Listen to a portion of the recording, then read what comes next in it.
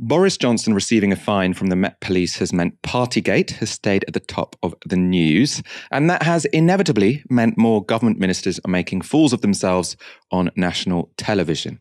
This is Secretary of State for Northern Ireland, Brandon Lewis. The police have looked into this particular issue. They've taken a view that a fine should be issued. Whether he accepts that, he has paid that fine, he's apologised for that. But does he accept that he broke the rules? Well, he's accepted that the police have said that the rules were broken and therefore but does he accept that he broke the rules? But that is very different to... Well, it is very different. That's why I'm asking you to clarify it. The point he made to Parliament was that when he spoke to Parliament, he was speaking what he believed to be the truth and what he outlined to be the truth. That is absolutely right and proper. But does he accept that he now broke the rules that he made? As he said last week, he absolutely accepts. The police have found that the rules were broken to a point that they issued a fine. Well, it is, because that's why he's paid the fine and he has outlined that he accepts that. No. Does he accept that he broke the rules? Well, in the sense he's paid a fine that the police have decided it's issued because the rules were broken. Has he accepted that he broke the rules? He's accepted that the police have found that the rules were broken. He's asked again and again the same evasive answer. And the obvious implication seems to be that while Boris Johnson accepts the police have fined him, which is a bit like accepting the sun rose this morning, it's a simple factual claim, it'd be impossible to deny that one, he does not accept they were right to fine him. And hence the obvious implication, he's not sure if he actually broke any law. And my response here is this should be a pretty big deal. Not just because it seems like Johnson is shirking responsibility, that we've seen that many a time, but rather because he seems to be suggesting the police have got this one wrong. And given thousands of people have received similar COVID fines, if the police had a tendency to wrongly give them out, that could point to a serious miscarriage of justice. There could be thousands of people who've been fined when they didn't actually break the rules. That should be the implication of what Boris Johnson seems to be saying. And that should concern the Prime Minister. If he's suspicious there's been this enormous miscarriage of justice, why aren't we seeing an investigation into this? Why aren't we seeing an inquiry into this? Who else might have been unjustly fined? We need to know. Or is he just being completely opportunistic and knows that he did, in fact, break the rules? Let's look at another part of that interview. We've had Prime Ministers in the past have penalty notices, from what I can see, and we've also had front bench ministers. Well, I saw there was a parking notice that Tony Blair had once. We've seen front bench Labour ministers. No, you make the point. Government ministers as well. The previous Prime Minister having a parking fine is in any way correlated to our Prime Minister making COVID rules when the country was in lockdown. 120,000 people have died, and you can make the comparison between the two? You're saying to me... No, I'm asking you if you can. You asked me if somebody who sets the laws and the rules can also be someone who breaks rules. That clearly has happened with a number of ministers over the years. But Tony Blair didn't make the rules on parking. Well, the government is responsible for all of the rules and regulations, so you could argue that governments don't pass some of the specific local fines on parking, but still, if a parking fine is broken, it's still a law of the country. Are you completely comfortable making the comparisons with parking fines and what the Prime Minister did? I'm just making the point that... I'm just asking if you are, in all sincerity. Yeah, absolutely, in the sense that ministers in the past have, sadly, been subject to getting fixed penalty notices on a range of issues.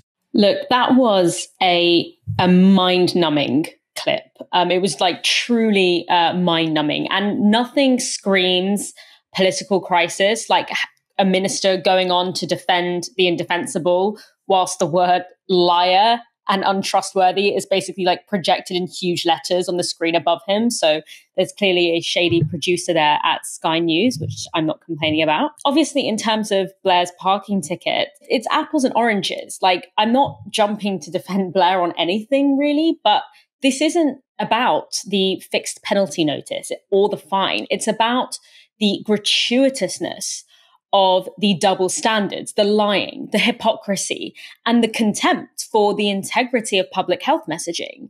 That is what the public are angry about.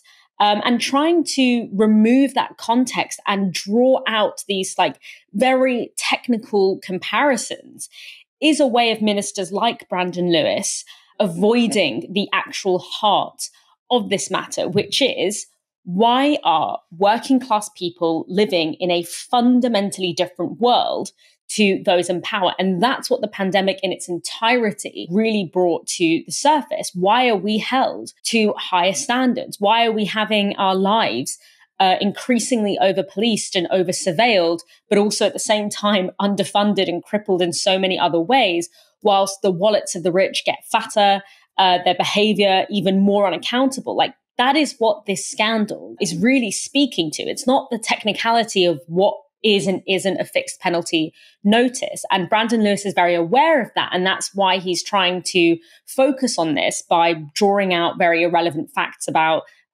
Tony Blair's driving habits. But we also have to ask ourselves why. This is one of many videos that we have now seen of Tory MPs just going on television and being willing to debase themselves and humiliate themselves in defense of this prime minister. Well, it's because this kind of behavior is the tip of a very large iceberg of corruption and shamelessness that defines the government and Tory governments in particular before them. In fact, it would be almost strange and ridiculous for Brandon Lewis to hold any kind of moral high ground in this story, given that this is the same Brandon Lewis who, in his role as housing minister, actively rejected calls to increase fire and safety regulations in high-rise public buildings, and specifically rejected the mandating of sprinklers, which, had they been installed in the Grenfell Tower as the residents asked for it to be installed, would have saved the block and its inhabitants. It's the same Brandon Lewis who claims astronomical amounts of hotel accommodation expenses in London, even though he literally owns 2 houses that are less than an hour away from London. So this is not a man who is particularly interested in building a fair world or building a world in which people like him have to operate by the same rules as everyone else. And this is true for his class as a whole. And so the only value gluing these people together is, I'll scratch your back if you scratch mine. And for whatever reason, it's behind closed doors. We don't know the negotiations that are taking place. But for whatever reason, the bulk of Tory MPs feel like their back is being scratched by Boris Johnson right now. So until that fact expires, they will indulge in as much doublespeak and gaslighting and straight up lying that they need to in order to grease the wheels of this machine.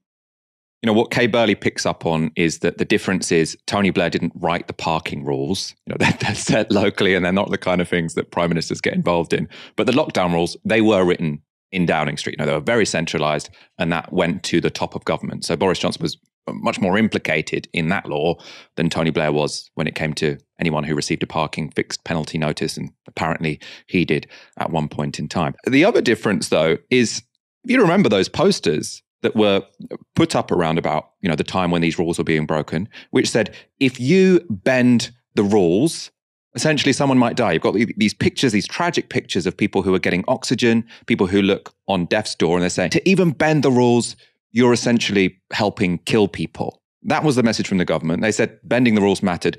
I don't know about anyone else, but I've never seen a poster that say if you park in the wrong place, someone's going to die. I've never seen a poster where you've got this dying person and they say, you might think it's okay to park in the wrong place, but it's not. That's never happened because the government had a completely different approach to these rules, which Boris Johnson broke, to any government has ever had when it comes to parking. So these two things are not the same. It's just so gaslighty the way they say, oh no, this wasn't a big deal. Obviously, everyone bent the rules. We were shown posters day after day and politicians going up and speaking to us from Downing Street lecterns day after day saying, bending the rules is the worst thing you can do. What you have to do to stop people dying is follow them to the letter. Now Boris Johnson has broken them all. So it's like, oh, only an idiot would follow them to the letter. It stinks.